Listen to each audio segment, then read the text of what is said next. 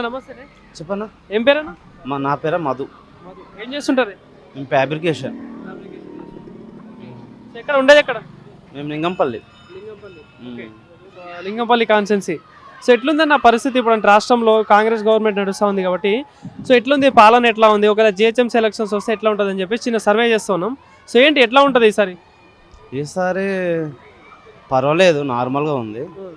ఇంకా ఎలా ఉంటుంది అనేది ముందు ముందు తెలుస్తుంది. ఇక ఇప్పుడు కాంగ్రెస్ ప్రభుత్వం దాదాపుగా 2.5 సంవత్సరాలు అవుతుంది అధికారంలోకి వచ్చి. ఎట్లా అనిపిస్తుంది పాలన పరంగా?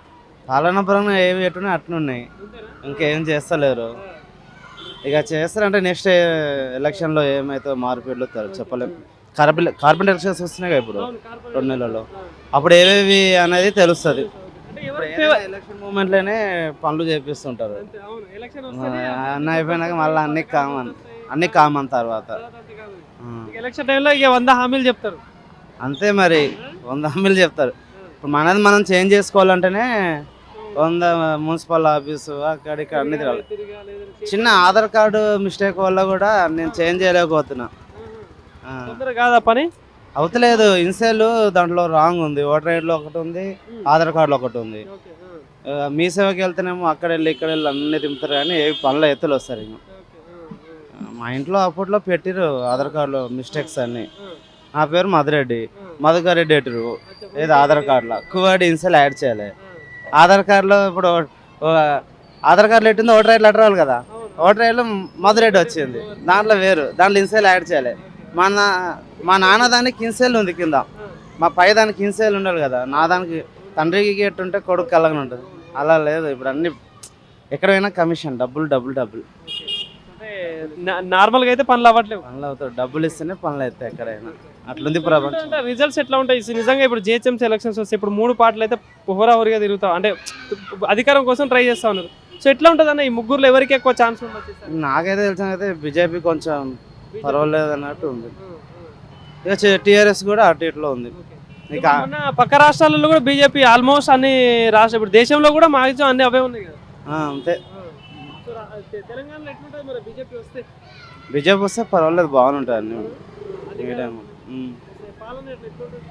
పర్వాలేదు అన్నట్టు మంచిగా ఉంటుంది కానీ చెప్పలేం ఏది వస్తుంది ఏది రాదో మనకు తెలియదు. అది అంత.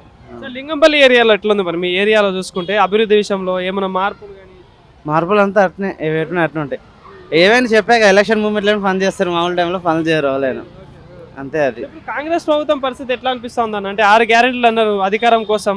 సో ఇది అమలు అవుతున్నాయి? అవి అమలు ఏవి అవి అవుతుందంటే లేడీస్కి అయితే ఫ్రీ బస్సులు అవి కామన్. అది లేడీస్కి అయితే కామన్ బస్సు ఫ్రీ అవి ఇవి. ఇంకా మిగతా అంతా కామన్ అవి, అదొకటే కరెక్ట్.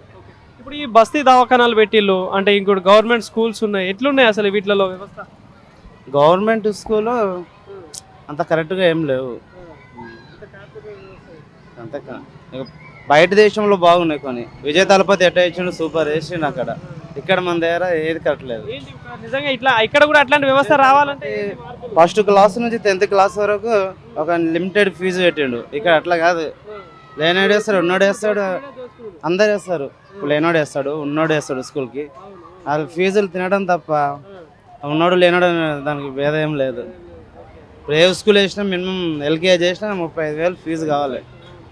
కార్పొరేట్ వ్యవస్థని ఇక దోచుకుంటే కూడా 5,000 ఎల్కేజీకే మినిమం. ఇప్పుడు తమిళనాడులో విజయ తలపతి ఒక లెక్క పద్ధతి కట్టిండు, అట్లా పెడితే బాగుంటుంది. అలాంటి వ్యవస్థ ఇక్కడ రావాల్సిన అవసరం ఉంది, వస్తే బాగుంటుందని అనుకుంటున్నాను నేనైతే. 100% రావాలి. అట్లాంటిది వస్తేనే ప్రజల్లో మార్పిడి అనేది జరుగుతుంది. కేంద్రంలో ప్రభుత్వం పాలన ఎట్లా అనిపిస్తుంది? కేంద్రంలో ఉన్న మోడీ గవర్నమెంట్ బాగానే ఉంది. మోదీ అన్ని కరెక్ట్ చేస్తాడు. మోదీ గవర్నమెంట్ కరెక్ట్ లేకుంటే ఆర్మీ ఏడలే పెడుతుంది, మన దగ్గర తీవ్రవాదులు ఎక్కువైపోతారు. మోదీ గవర్నమెంట్ బాగుంది కాబట్టి తెలంగాణ మన దగ్గర ఎవరు రాలేకపోతున్నారు. బీజేపీ వస్తే ఉమ్మడి కుటుంబంలాగానే బాగుంటుంది, అన్ని ఉమ్మడి కుటుంబంలాగానే ఉంటుంది. ఎట్లుంటుంది అంటే ఎవరి డైరెక్షన్లో ఉంటే బాగుంటుంది బీజేపీ? మరి నాకు తెలిసింది అయితే బీజేపీలో అయితే టీఆర్ఎస్. ఈసారి కాంగ్రెస్ నమ్మకం తక్కువ. 10 years నేనే అంటున్నాడు కదా రేవంత్ రెడ్డి. ఏమో చెప్పలేం, బాగుందని తెలుసు. మన చేతులు ఏమో మనం అన్ని మారిస్తే ఇప్పుడున్న సిచ్యువేషన్ బట్టి అన్నీ మార్చుకోవచ్చు. ఈ రోడ్డు మీద పోయే బస్సులు కూడా మార్చుకోవచ్చు. అది అప్పుడే పని అప్పుడే. అంతే. సో ఇప్పుడు అంటే బీజేపీ వస్తే ఛాన్సెస్ ఉన్నాయి అన్నారు కాబట్టి సో బీజేపీలో చాలా మంది నేతలు ఉన్నారు డైరెక్షన్ ఉంటే బాగుంటుంది బీజేపీ ఇప్పుడు చాలా మంది నేతలు అయితే ఉన్నారు కదా, leaderలు. మనకు అంత ఐడియా లేదు భయ్యా, ఉన్నంత వరకు చెప్పాము, ఎందుకంటే చెప్పలేం కదా. Thank you. అది.